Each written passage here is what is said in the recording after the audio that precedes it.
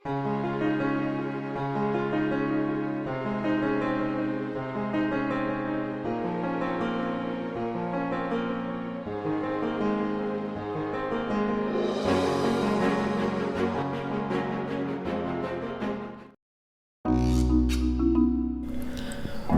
गुरुकुल में आज children day को लेकर खास तैयारी थी, जहां सबसे पहले विद्यार्थियों का तिलक करके उनका स्वागत किया गया।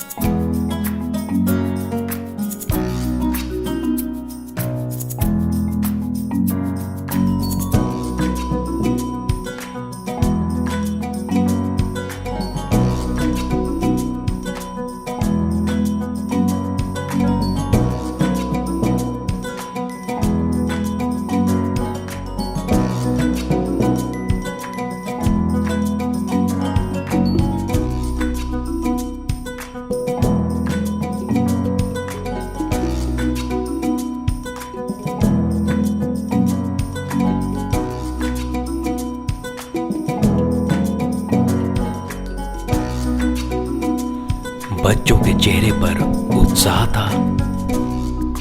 Good afternoon everyone. On this pleasant noon, I Priya Kohli welcome you all to the Children's Day program of our coaching. You know why this day is so special? Yes, today is Children's Day. It is a day of Pandit Jawaharlal Nehru. We have a lot of excitement in our program like quiz competition, speech competition and a lot of gifts. We have and let's give a big round of applause to our audience.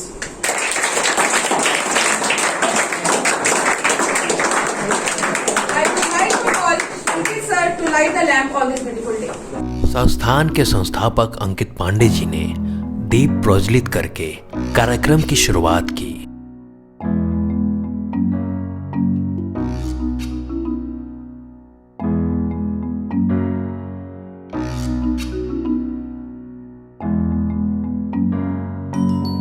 Children day के खास अवसर पर बच्चों के लिए coaching में quiz competition रखी गई।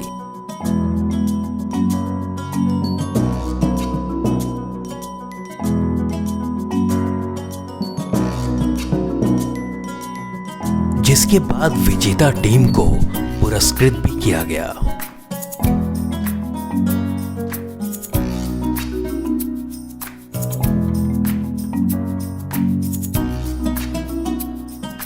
इसी बीच बच्चों के लिए स्पीच कंपटीशन भी रखा गया।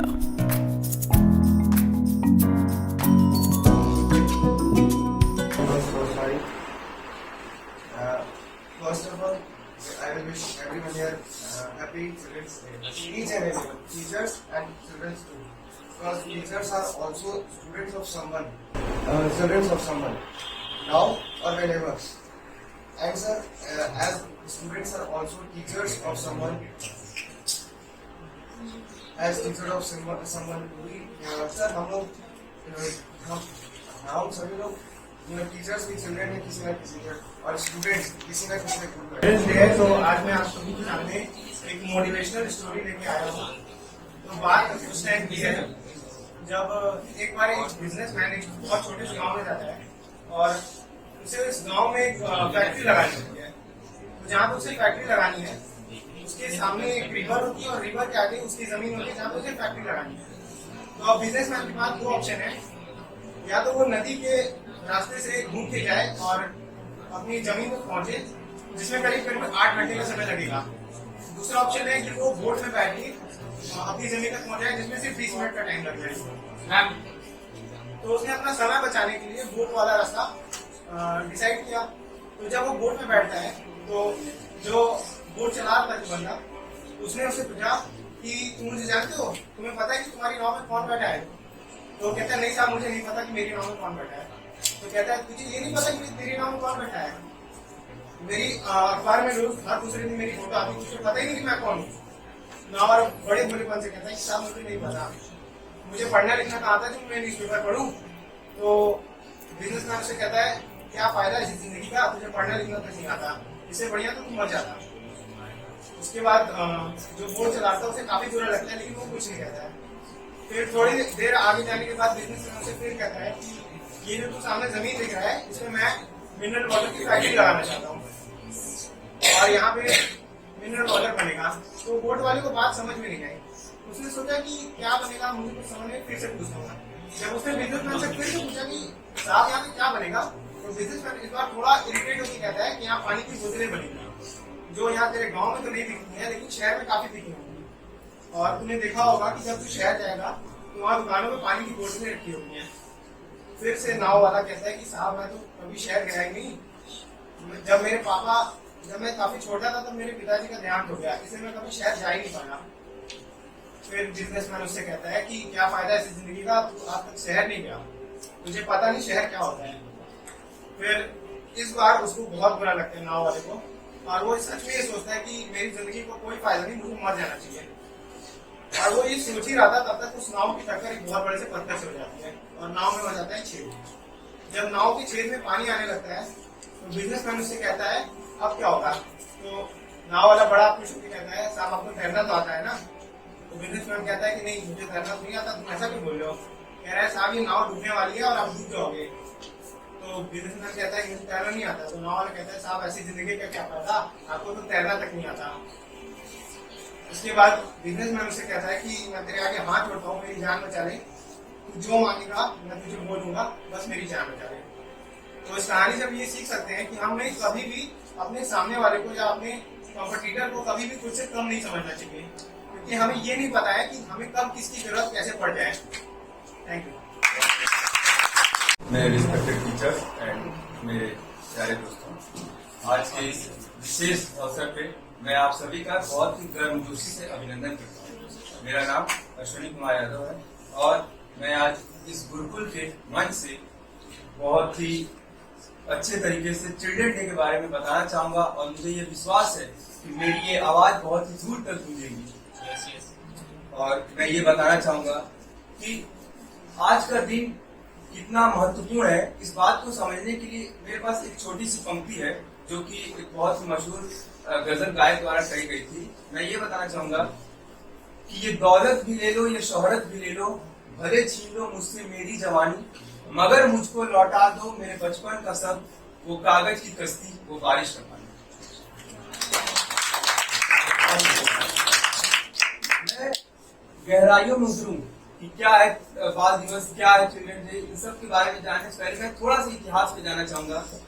और इतिहास का मैं बर्डन नहीं डालूंगा कि डेट बताऊं, मैं ये बताना चाहूंगा कि हमारा चिल्ड्रन डे जो है 3 रूपों में मनाया जाता है। पहला एक अंतर्राष्ट्रीय होता है बाल दिवस, दूसरा हमारा विश्व का बाल दिवस होता है और तीसरा हमारे भारत का बाल दिवस होता है। तीनों की तारीखें अलग अलग हैं। हमारा जो भारत का बाल दिवस है वो 14 नवंबर को मनाया जाता है और इस दिन की 3 खासियत हैं। पहला, ये चिल्ड्रन डे के रूप में समर्पित है।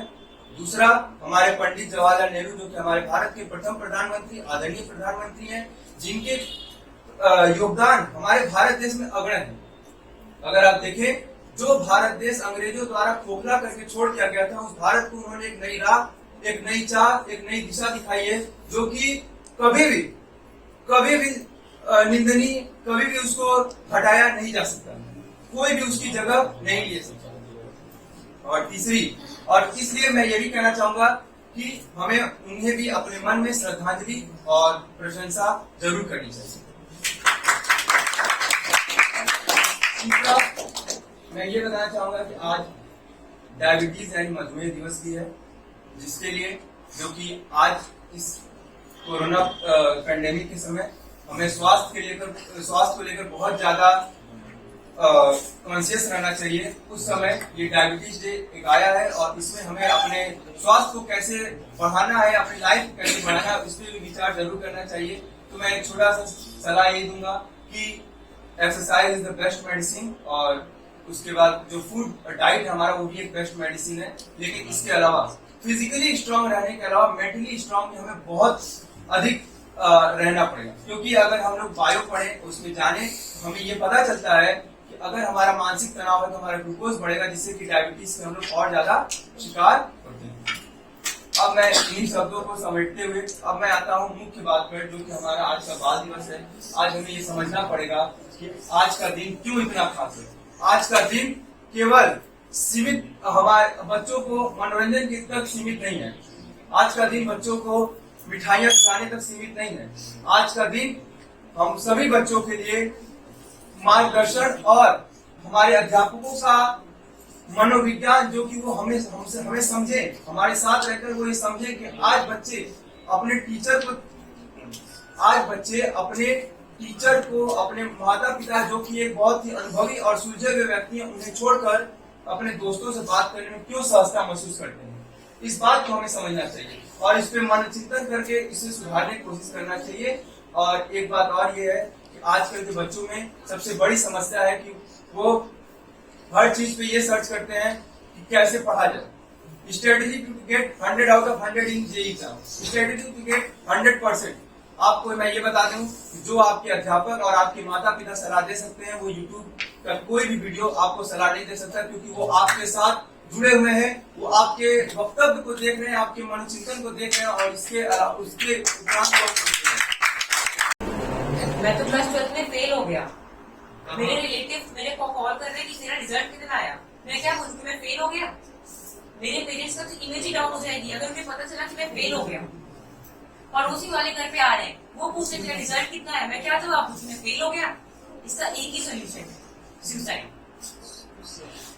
दुनिया में हर साल लोग लगभग 1,60,000 लोग सुसाइड करते हैं और दूसरी तरफ 1,03,000 लोग बिना ऑर्गन ट्रांसप्लांटेशन के बच जाते हैं। Hello everyone, my name is Rishi Ratan Khatri and I am here to speak on one of the most important topic, that is suicide. एक लड़के ने सोचा कि मेरी लाइफ में तो बहुत सारी प्रॉब्लम्स हैं, एक ही ऑप्शन है सुसाइड कर लेता हूँ। सबसे लंबी वाली बिल्डिंग पे चढ़ता है और किनारे खड़ा हो जाता है। सोचता है कि मैं खुद मर तो रहा है, तो साथ में कुछ और लोग को लेके मरता हूँ। तो वो प्रेस के पास जाता है और प्रेस के पास ये कहता है कि जिसकी भी लाइफ में प्रॉब्लम्स हैं वो इस ऑडिटोरियम में आए और मैं आपको उनका सॉल्यूशन दूंगा। तो जैसे न्यूज छपती है, उसके बाद लगभग 2,000 लोग इकट्ठा होते हैं जिनकी लाइफ में प्रॉब्लम्स होती है उसी सिटी के, और वो लोग उसी ऑडिटोरियम में इकट्ठा होते हैं।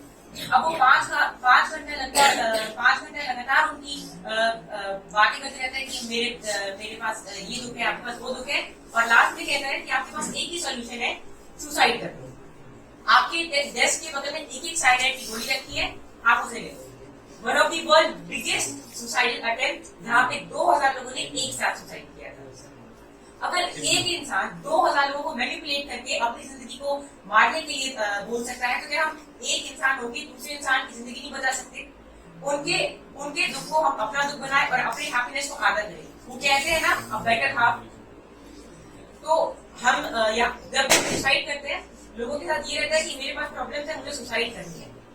अगर हमारी माँ ने कि हमें जन्म देते वक्त अगर मना कर दिया था कि मुझे दर्द होगा, तो शायद हम भी इस दुनिया में ना खड़े होते, ना मैं यहाँ खड़ा होता, ना आप वहाँ बैठे होते। अगर हमारी माँ हमारे लिए इतना कुछ कर सकती है, तो हम क्या एक छोटी सी प्रॉब्लम का सामना अगर हम लोग फेल करते हैं तो हमारे दिमाग में बहुत दिन तक याद रहता है, जिसकी वजह से हम लोग मिस्टेक दोबारा नहीं रिपीट करते हैं, वो एक सक्सेस पॉइंट बन सकता है। और जो आपको सब्जेक्ट जो आपको जिंदगी में जो चीज हार्ड लगे उसको हमेशा पहले करना चाहिए और अपना 101% देना चाहिए, क्योंकि जो 100% देते हैं उनसे भी आजकल कंपटीशन ज्यादा है। 101% देने वाले ही आगे बढ़े। इसके साथ ही हम हरिवंश राय बच्चन जी की एक कविता याद आती है कि लहरों से डरकर नौका पार नहीं होती, कोशिश करने वालों की कभी हार नहीं होती। नन्ही चींटी जब दाना लेकर चलती है, चढ़ती है दीवारों पर 100 बार फिसलती है, चढ़ती है दीवारों पर 100 बार फिसलती है। मन में विश्वास और रगों में सांस भरा है, गिर कर चढ़कर गिरना ना करता है। उसके बाद उसकी मेहनत भी बेकार नहीं होती, कोशिश करने वालों की कभी हार नहीं होती। असफलता एक चुनौती है, उसे स्वीकार करो। असफलता एक चुनौती है, उसे स्वीकार करो। क्या कमी रह गई ढूंढो और उसमें सुधार करो। जब तक सफल न हो नींद चैन त्यागो तुम, जब तक सफल न हो नींद और चैन त्यागो तुम। कुछ किए बिना जय जयकार नहीं होती, कोशिश करने वालों की कभी हार नहीं। आज का दिन जो है वो हमारे देश के आजाद भारत के सबसे पहले प्रधानमंत्री नेहरू जी का। आज का दिन हमारे बच्चों के सबसे प्यारे नेहरू जी का है। आज ही का दिन जो है वो हमारे एक ऐसे व्यक्ति का है जिन्होंने अपना पसीना बहा के देश को सेवा की। आज का दिन पूरी नेहरू जी के बच्चों का भी है। आज का दिन हमारे देश के भविष्य बच्चों का, क्योंकि आज ही का जो दिन है, जो कि 14 नवंबर है, वो वी नेहरू जी का जन्मदिन है और इसीलिए उनके सम्मान में आज 14 नवंबर को बाल दिवस यानी चिल्ड्रन डे मनाया जाता है। बच्चे जो होते हैं वो किसी भी देश के पोस्टर्स ऐसे दे reflect what the country does. इसका मतलब है कि जो बच्चे होते हैं वो साफ साफ दिखाते हैं कि वो कंट्री कैसा है। इसीलिए बच्चे बहुत इम्पोर्टेंट होते हैं। ये कहते हैं ना कि अगर किसी भी देश का भविष्य देखना है तो उसके उस देश के स्कूलों में पढ़ने वाले होनहार बच्चों को देखना, तो भविष्य हमेशा दिख जाएगा। अगर ये सच है तो मुझे विश्वास है कि मेरे देश का जो भविष्य है वो काफी ब्राइट है, क्योंकि मेरे देश के हर एक चीज में टैलेंट बना है। यहाँ छोटे छोटे बच्चे रोबोटिक्स सीख के रोबोट्स बना रहे हैं, छोटे छोटे बच्चे कंप्यूटिक्स सीख रहे हैं, छोटे छोटे बच्चे स्पोर्ट्स में हिस्सा लेके भारत का नाम उछल रहे हैं। मुझे विश्वास है कि अगर आज नेहरू जी यहाँ पे होते तो उन्हें अपने देश को लेके गर्व होगा। इसी के साथ मैं अपनी स्पीच को एक छोटे से पोएम के साथ एंड करना चाहता हूँ। एक गुलाब भी सब पुष्पों में इसको लगता प्यारा, भारत माँ का लाल सभी था न्यारा।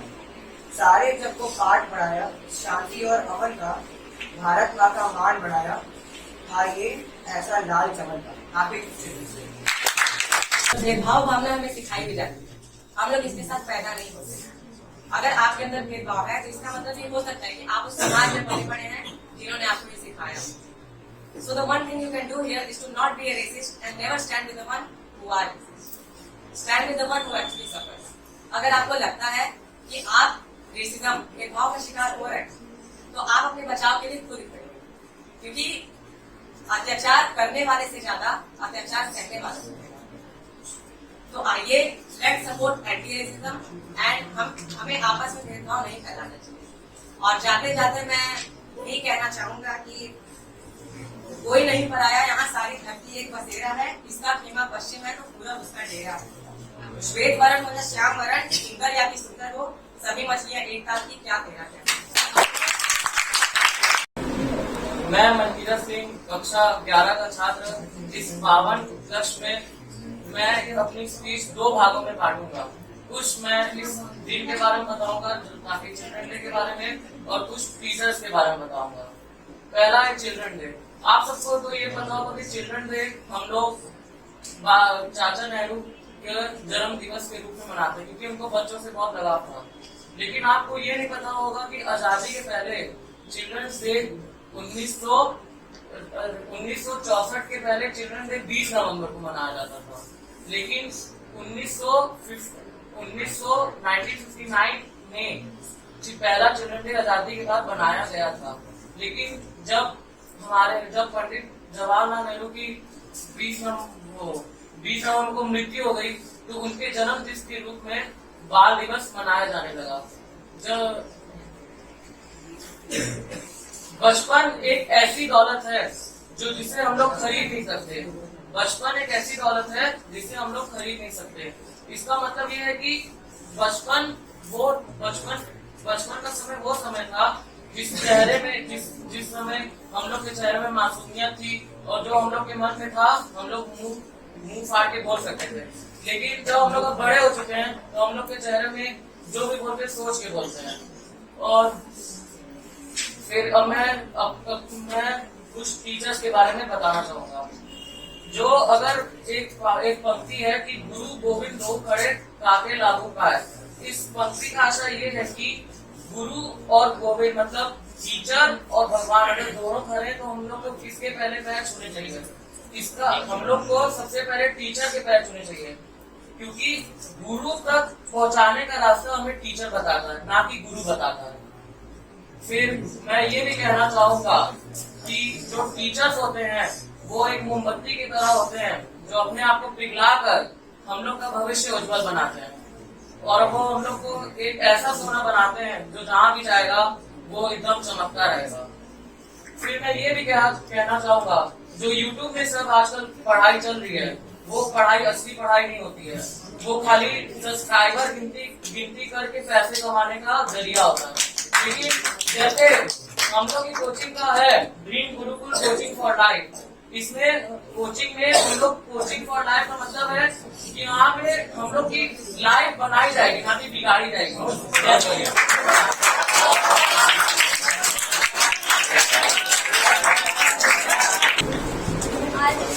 टॉपिक डिसाइड नहीं है, कुछ भी टॉपिक आज वाले को समझ नहीं आ रहा,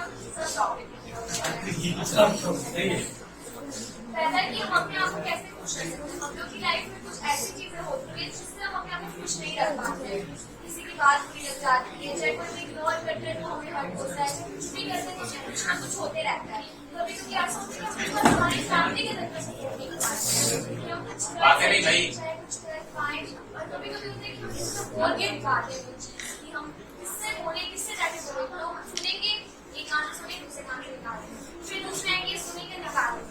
लेकिन हम लोग को ऐसा बताना चाहिए, हमारी बात को सुनने भी और हमें बताए कि हमें क्या करना चाहिए। जैसे कि हम लोग के गुरु जी हमें बताते हैं कि हमें क्या करना चाहिए, वो तो हमारे हर जगह पे हमारे साथ ही हम लोग माता पिता को भी कह सकते हैं, वो भी साथ खड़े रहते हैं। लेकिन कभी कभी ऐसा हो जाता है हम लोग की लाइफ में ऐसी गलती हो जाती है हमसे कि हम लोग माता पिता को भी वो नहीं कह सकते, ना टीचर्स को कह सकते हैं, तो हम एक दोस्त को कह सकते हैं कि वो हमारी मदद कर सकता है। और दोस्त कोई भी हो सकता है, हम किसी को भी दोस्त बना सकते हैं। और दोस्त वो होना चाहिए जो आपकी गैर मौजूदगी में आपकी बुराई न सुन सके, बल्कि बोल सके वो मेरे लिए हाँ है, वो मेरा दोस्त है, जिसे हम समझा सकते हैं, जिसे भी बोल सकते हैं। Thank you ma'am.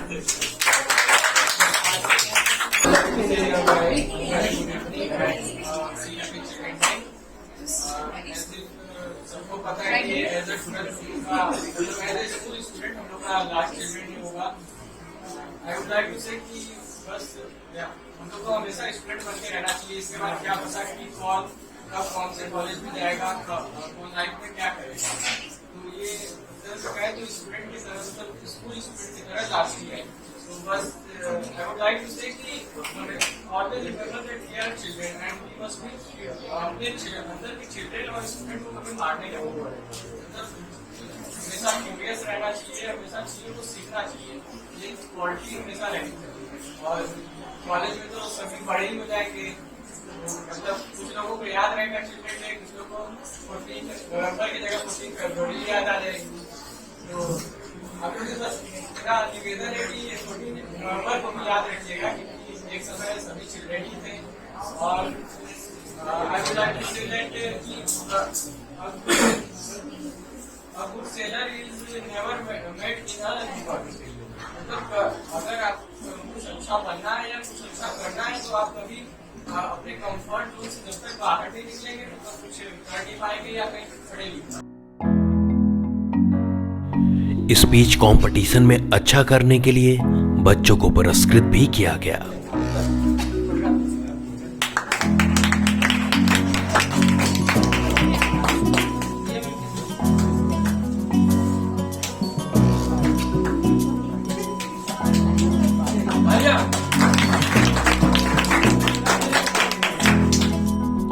जिसके बाद बच्चों ने कोचिंग के डायरेक्टर व्यू को भी अपने नजरिए से दर्शाया।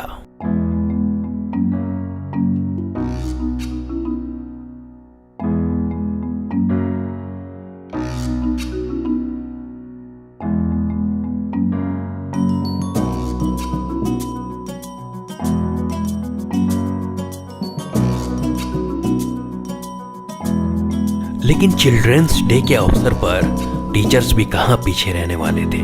टीचर्स ने भी इस खास मौके पर अपने अपने स्पीच व अपने अपने गानों से सभी को लुभाया।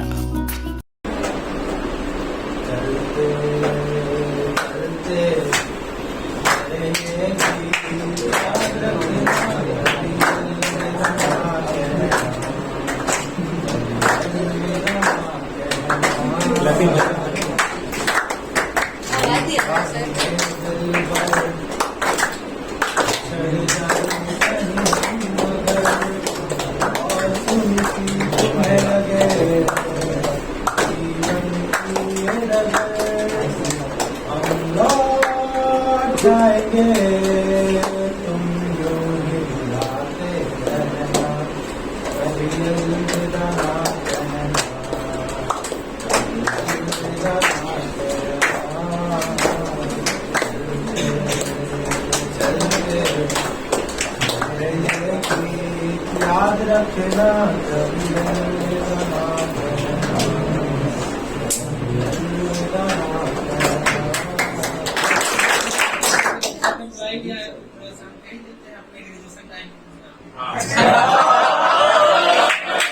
सच बताइएगा लेकिन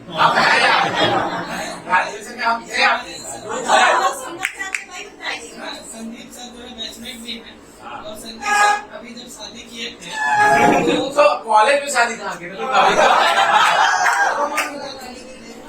ये पहली में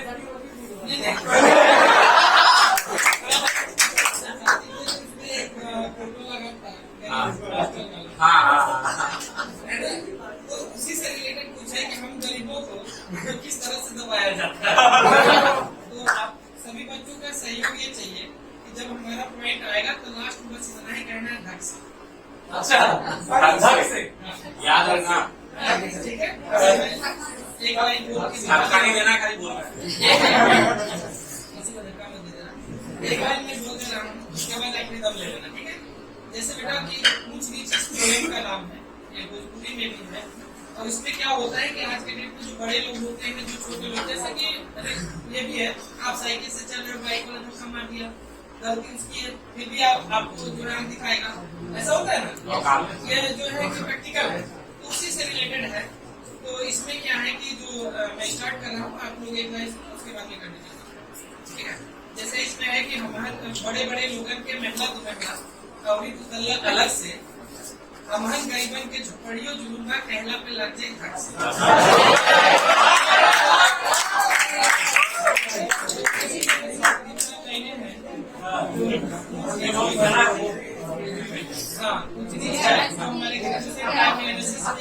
चलिए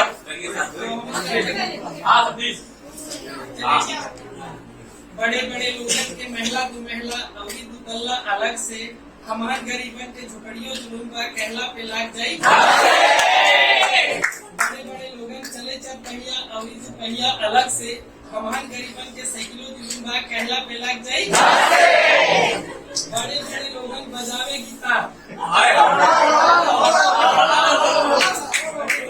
बजावे गिटार और हारमोनियम अलग से हमारे गरीबन के ढोलको जुलूंगा कहला पे लग जाए।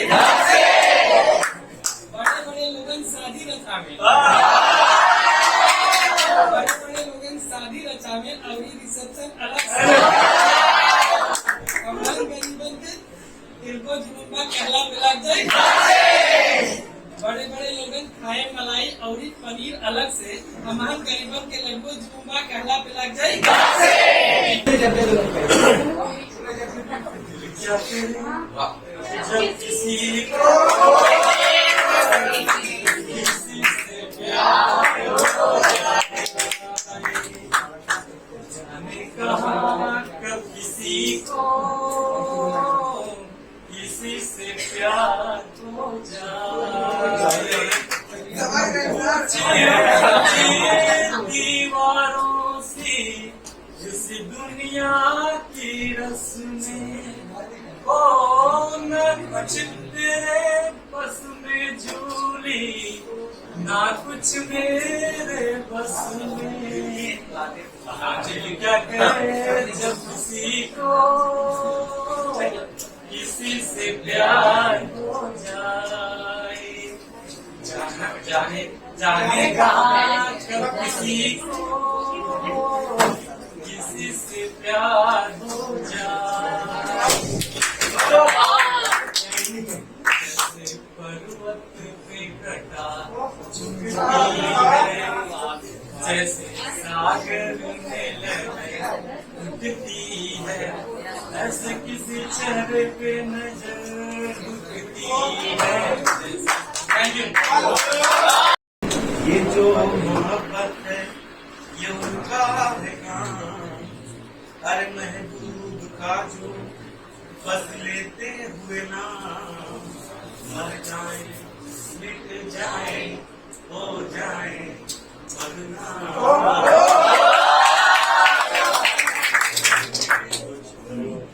जाने तो यार अब ना करेंगे प्यार, रहने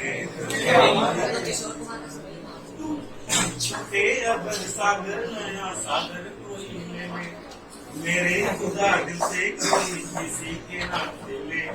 छुटे अब सागर नया सागर कोई मिले, मेरे खुदा दिल से कोई किसी के ना मिले। दिल टूट जाए तो क्या हो अनजान, ये जो मोहब्बत है ये उनका है काम, हर महबूब का जो बस लेते हुए नाम, मर जाए मिट जाए हो जाए बदनाम। जाने तो यार हम ना करेंगे प्यार, रहने तो जाने तो यार हम